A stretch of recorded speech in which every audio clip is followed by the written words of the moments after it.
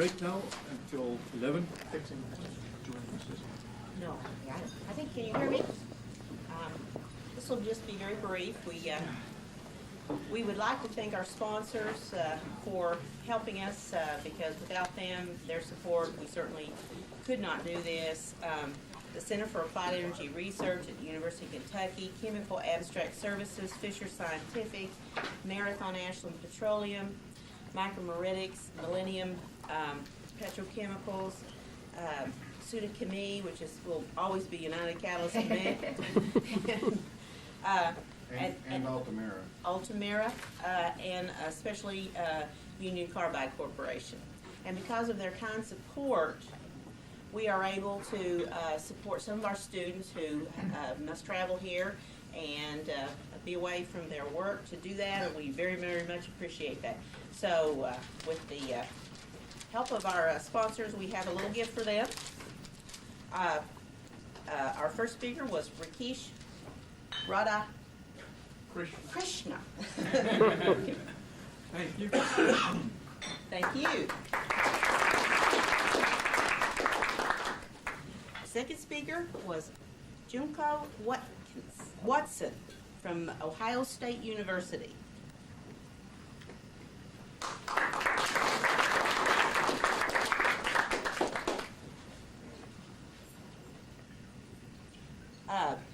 Third, I'm not sure I know this. Quinn, not here? Okay. And Abdu Bunch also from Ohio State University.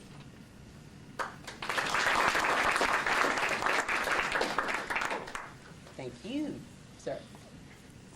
And with that, I'll turn the program back over to Rob. Our next speaker, Jennifer Holgrem, comes from UOP. She will speak on the heterogeneous catalysis applications of combinatorial methods and high throughput screening. Her co-authors are David Bem, Maureen Bricker from UOP also, Duncan Acopieri, Arne Carlson from Syntef. Thanks.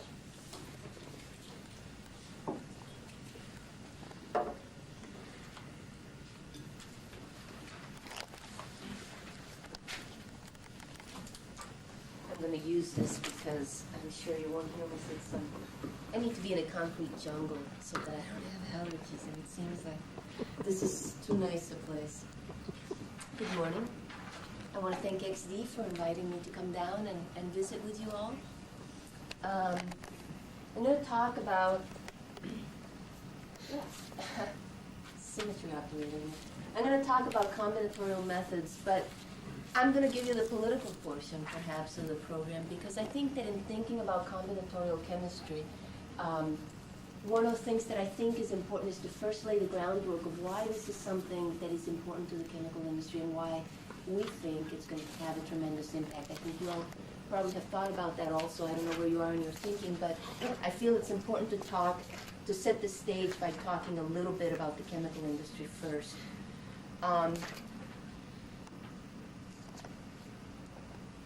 I think you would all agree that technology differentiation has been a source of significant competitive advantage for the chemical industry. And as an example of that continual innovation that has occurred in the industry, I'm going to show you this plot. And I know that every single one of you has a similar plot for your companies and for every process that you have. And basically, this is yield as a function of time and all the various processes and impacts that have come along. And you can see that one's starting to get to equilibrium conditions, and therefore we're starting to reach basically a flattening out of the innovation curve, basically because we're becoming more and more mature. But you can see all the discontinuous innovations as well as some of the others. The software industry did not invent the concept of continual innovation. Anyways, by saying that though, then I'll follow up by also saying that chemical industry, as well as every other industry, has really undergone re-engineering, radical changes that have really tried to raise productivity and reduce cycles time. Bottom line is that that's inconsistent with trying to innovate and grow, or not necessarily inconsistent, but rather it does pull the organization in a different direction. At the same time, and we talked about the maturity of the industry, it's a mature industry, and what do you expect? Rate of innovation to slow down. And many, many years ago, before all the CEOs started to talk about the importance of innovation, Chemtech published an article where they talked about the fact that they've seen a flattening out of product and process inventions as a function of time. Now, that doesn't mean that there aren't inventions, breakthrough and incremental, but what it means and what they were trying to say, as the inventions that changed the rules, that changed the games, were further and further apart. I think the Chemtech article was nice, but this cartoon probably says it better. You never heard of the Trojan dog. Well, it was an incremental idea relative to the Trojan horse. And that's basically what you're starting to see in the chemical industry. All the ideas are starting to look the same. And so what has started to happen, well, a lot of the key players have gotten off the curve, you know? The DuPonts, the Monsantos, the Hertz, right? They've all decided that the money's in the pharma industry or biotech or something like that. And so they've chosen to divest themselves of their chemical business. Well, not a great thing, and I think it's a real issue, because the reality is that there's still tremendous technical challenges out there for those in the chemical industry that choose to accept them. And a lot of the challenges, and that's why I like to use the Yosemite picture here, are related to environmental stewardship. There's still tremendous challenges that are not being met. And so, as an industry, there's a need to continue to innovate. Okay, and so innovation is still required to enable growth and competitiveness. And I would argue then that what really needs to happen is that those of us who remain have to figure out how to change the shape of the curve, okay? And I think that one way to change the shape of the curve is to come up with some enabling tools and methodologies. And by an enabling tool, I don't mean a new NMR, but perhaps a tool that allows you to look at the problems differently, that changes the way you look at things, therefore the way you solve the problem. I believe that Combi is one such tool. I believe that Combi is a tool that will allow us to increase the rate of innovation as well as reduce the cycle time. Have our cake and eat it too, right? And I believe it will become a must-have technology. Now, why is that? Yeah, I'm having a hard time. Thank you. Okay. What is CombiChem? I think you all know what CombiChem is, but let me just give you a perspective on this. Combinatorial methods, in contrast to our current methodologies. In our current methodology, we do one experiment at a time. In combinatorial chemistry, what you do is in parallel, you do multiple experiments at a time. So you're literally testing multiple hypotheses at the same time, okay? In order to do that, one of the key enablers is miniaturization. If you don't miniaturize and you want to do 100 catalyst test experiments, you're going to need a building worth of pilot plants, right? It's not going to happen. So the only way you're going to be successful in doing this is if you miniaturize. And we're talking about true miniaturization. If you look at the pharma standards, they work in microliter scales at this time. Now, if you've ever looked at a microtiter plate and tried to do your work, you can imagine that you would basically lose your mind if you're trying to do 100 experiments and doing it on a 0.5 milliliter scale, right? So another critical enabler is to take the human component out of the gel preparation, out of the sample preparation. That means automation is another critical enabler. So to be successful in combinatorial chemistry, you need to miniaturize and automate, and those are the ways that allow you to do things in parallel. When you start to think about miniaturization, now you start to think about the easing of HSNE issues and all sorts of other things. Overall, then, you've got increased throughput with a lower investment. Okay, so what does it take to be successful, I think, in our industry? Okay, well, what do? We make materials, we test them, we define what they're going to be useful for. So you've got to be able to do both. You've got to be able to do combinatorial preparation of all your samples, and have the ability to also test them combinatorially. If you only do one of these two things, all you've done is move the bottleneck around, right? Whatever you don't do combinatorially is the slow step in your process. In addition, you don't only have to be able to do these two boxes combinatorially, but you have to start thinking about integrating or automating your entire combinatorial process. The reason for that being, again, if you don't parallelize every step, that's your bottleneck. You won't be successful. So, when you envision a combinatorial system, what you envision is using an automated synthesizer, a robot, to prepare your samples, precipitates, gels, etc. Basically, all the key unit operations that you can envision in a manufacturing line. So you would do those all in parallel. You would do those with a robot, basically download a spreadsheet that has your chemical compositions.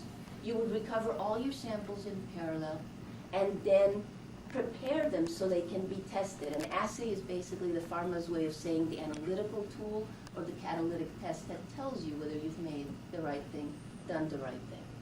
And then after that, and I'll show you, you have reams and reams of data.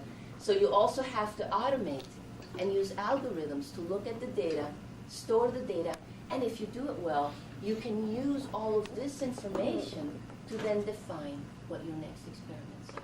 And you can envision doing all of this on a computer and having all of this be an integrated loop. Again, if any of these steps is not done in parallel, all you've done is accelerated, well, for chemists, you create a rate limiting step, right? And that's not what we're about. So let me talk a little bit about some of the chemistry we've done.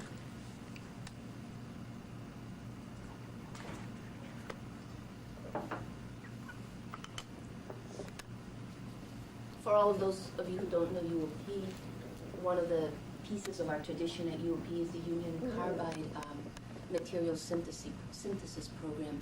So when we chose what our first experiment to go after was, we had to pick one of these two boxes. We started our work in '97. That was before we were all convinced that Combi was going to be so important. So we only picked one of the boxes to start with, and we started with combinatorial synthesis of materials. And in addition, because of our union carbide background, we started with zeolite synthesis. Part of the reason to start with that is also not just that it's the union carbide tradition, but also the fact that if you can make a zeolite, it's such demanding conditions, you can probably make all sorts of precipitated metal oxides and so on. So we thought if we could come up with a way of making the zeolites, we could then go ahead and be able to make all of the other metal oxides, all the other materials. Why is that?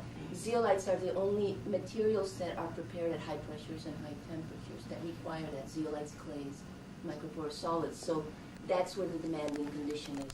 And in addition, you've got mixing problems. When you first look at a microtiter plate, your first reaction is, well, how are you going to get a homogeneous precipitation of oxides? How are you going to stir? How are you going to do that? So we felt this was a place to start. In addition, our partners in Norway, Sintef, we're working with a group in Sintef, had demonstrated the use of a combinatorial cell for the preparation of zeolites. And this is the example that they published in '98, but they had shown us earlier. This is a standard aluminosilicate compositional phase space. And basically what they explored was Brecht's ternary phase diagram. Now, Brecht spent a lot of his career trying to understand which zeolite is formed in what gel compositional space. This is A, phagicite, gamelanite, ophrotite, sodalite. What the Norwegian group was able to show us that with one cell, one experiment, which is really 100 gels, they were able to define Brecht's compositional space. One experiment, okay, that's one combinatorial experiment. All those gels were prepared, and Brecht's ternary phase diagram was developed. What we then decided to do is to work with them in taking this cell and then integrating it into an entire work process that would allow us to prepare zeolites and other such materials combinatorially. And this is an example of what we did to demonstrate this equipment. I apologize. This is a non-combinatorial material synthesis. This is the typical thing that we would do at UOP, and I suspect that all of you who make zeolites and so on would also do. And what we've got here is phase space being mapped. It's an aluminosilicate system. Typically, you would map space. Here's 10 gels, compositions. It would take about 1 year to do this. We would do one gel, crystallize it at many conditions, and then look at the X-ray patterns and move from there.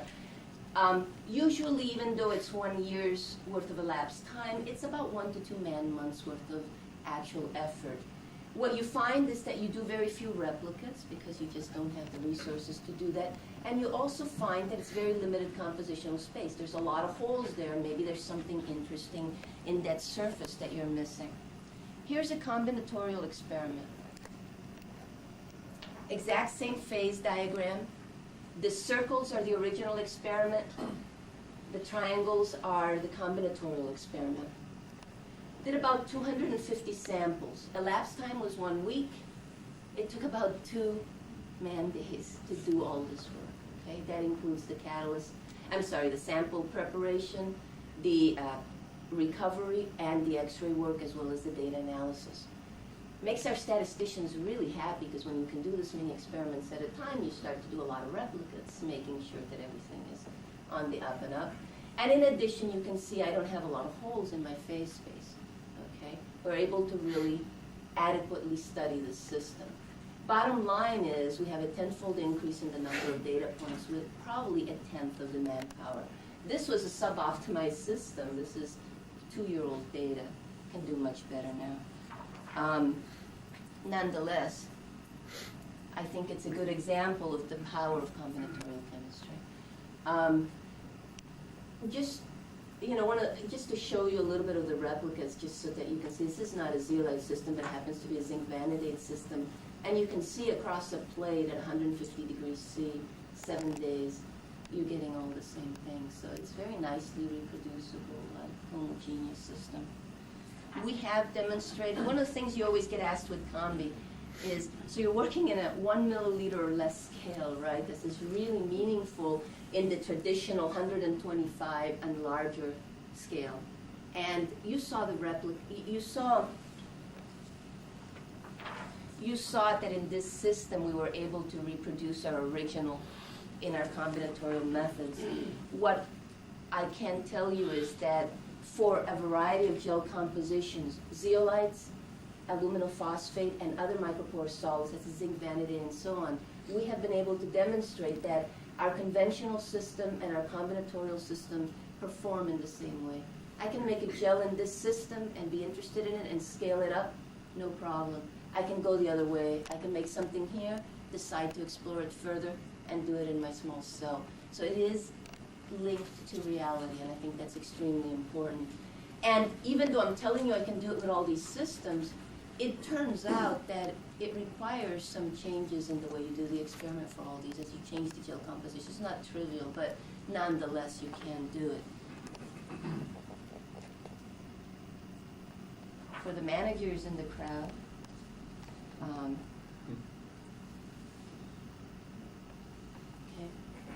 I believe that making a zeolite sample or a micropore sample using hydrothermal methods in our standard systems was probably going to was costing us about $500 a sample. That includes the analysis time and preparation of the sample.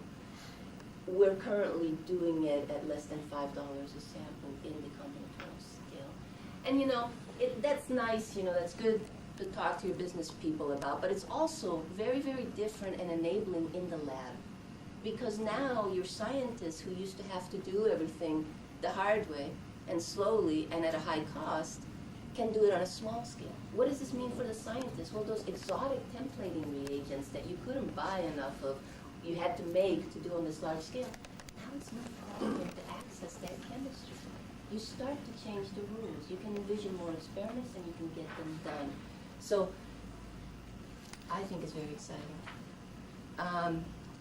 Actually, I will also comment, when we first started doing this about, over 2.5 years ago, I remember being concerned that one of the key problems was going to be acceptance of the methodology because it's so small that people would argue that, well, maybe this isn't representative. When the first data started coming off the equipment, the person who was the champion for making the zeolite piece work, everybody descended on his office that was doing synthesis, and you could just see the excitement of all this data coming off. And all of a sudden, everybody became a believer. I had a big, long line in front of the equipment. Everybody wanted to use it. So acceptance is really not that hard because it really is such a step change. Okay. Well, I said that making the materials wasn't good enough. You had to be able to test them. So over the past few years, we've also been working on developing miniature catalytic testing reactors. Okay? And the only data I'll show you from those reactors is the data that shows that on this less than 50 milligram scale, we're able to reproduce data that we would normally take in a pilot plant and is linked to commercial reality. So that's what I'll show you. This is using one of the combinatorial experiment reactors. This is just a piece of the reactor system, actually. We do more than 5 samples at a time, but at any rate, that's only the piece I'm going to show you now. What these are catalysts that can be used to isomerize pen. Okay. And what we've run them is at 200 degrees C and at 250 degrees C. And what you're seeing is the 1 minute and the 10-minute point. Okay. And for this series of samples that were tested, what you can see is this ranking is completely consistent with the pilot plant and the commercial ranking. 3 of these are actually UOP commercial catalysts in this area. And the reason we picked this particular set of samples to benchmark is this guy right here. Okay. You reverse the order as you increase the temperature. He's less active at 200 and more active than everything else at 250. So this reactor passed the test. We were able to rank low and high temperature. Okay. When you think about combi, anyways, that's all the data I'm going to show you. I apologize, but I can't show you anything else. But I think it gives you a feel for what you can do in these systems. And I can tell I'm going to run out of time, right? Okay. But I'll just say a few things very quickly. Because of what I've shown you, I think you can immediately see what everybody else sees. Discovery. Yes, you're going to use combinatorial chemistry for the front end of your technology development map, right? Well, that's great, okay? Because what it means is that you can use combinatorial chemistry to develop the prototypes that you will eventually commercialize.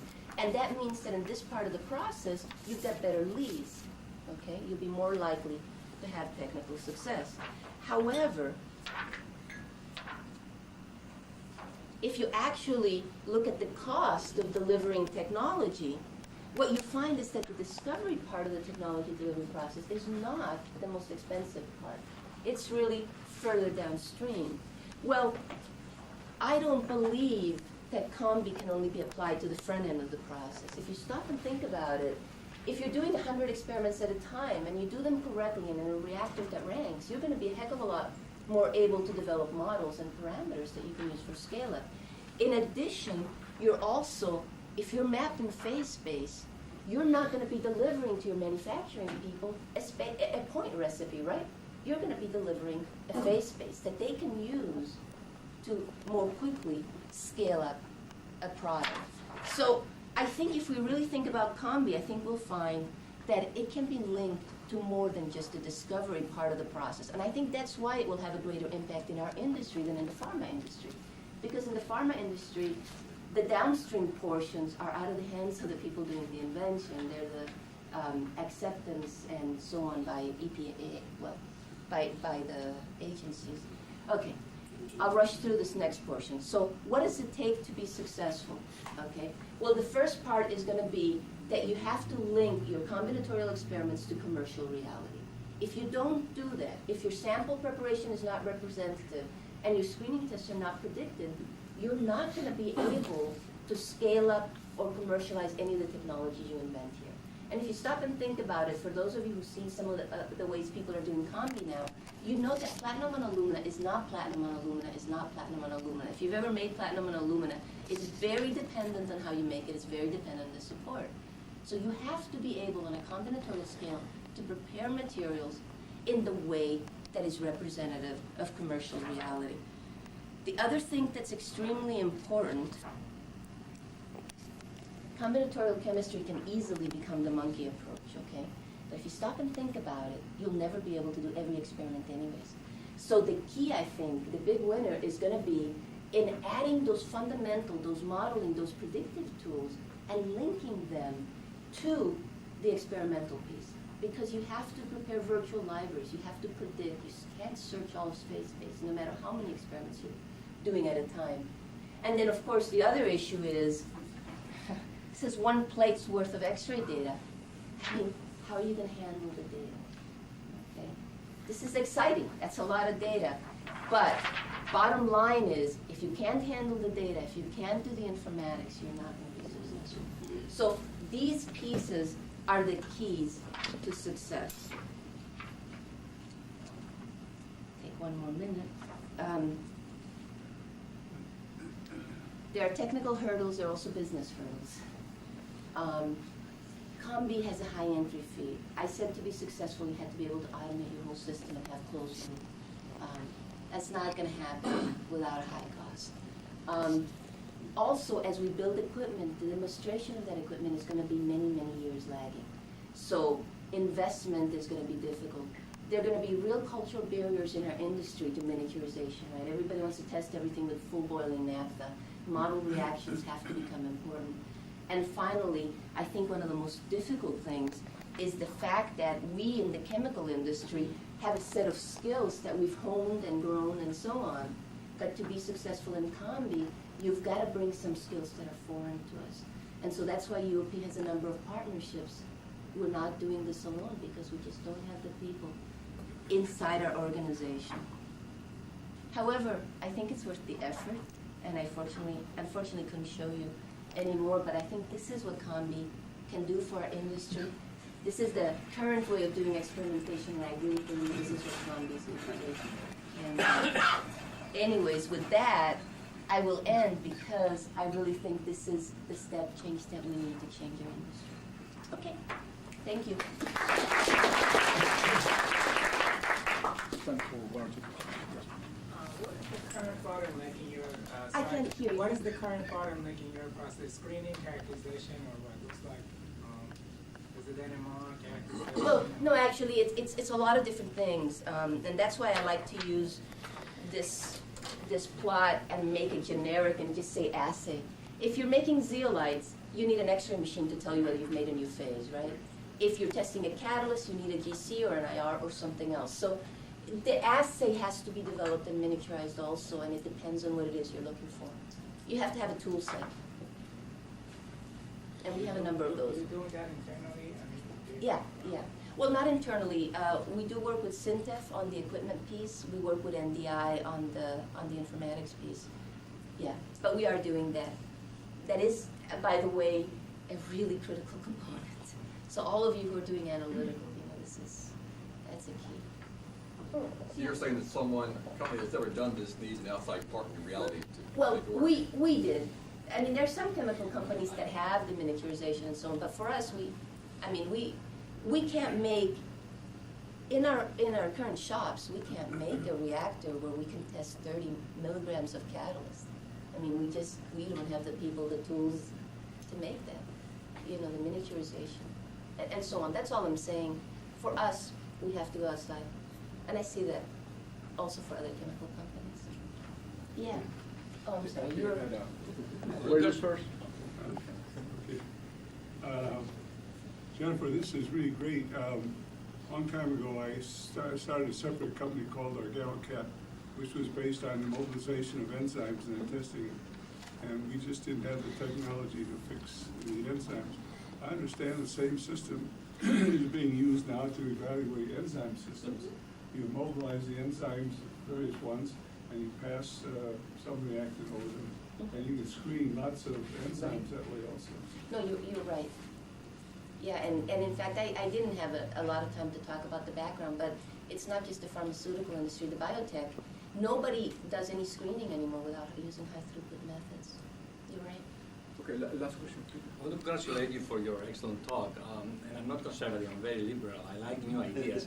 My only concern about this method is that you substitute the human brain with a computer robotic. And I'll give you a simple example for the reaction I'm going to present in 2 minutes. We had a problem because we needed a critical mass. In all my life, I've worked with 100 or 200 milligrams. And this specific reaction needed above a certain mass to be reproducible, etc. Now, if you miniaturize, if you scale down your process, there may be things that you may miss, and only a human person can catch them. I agree 100%. On one of the slides I skipped. Okay. So no, I'm very serious. This is, I think you've got an outstanding point. Was this slide?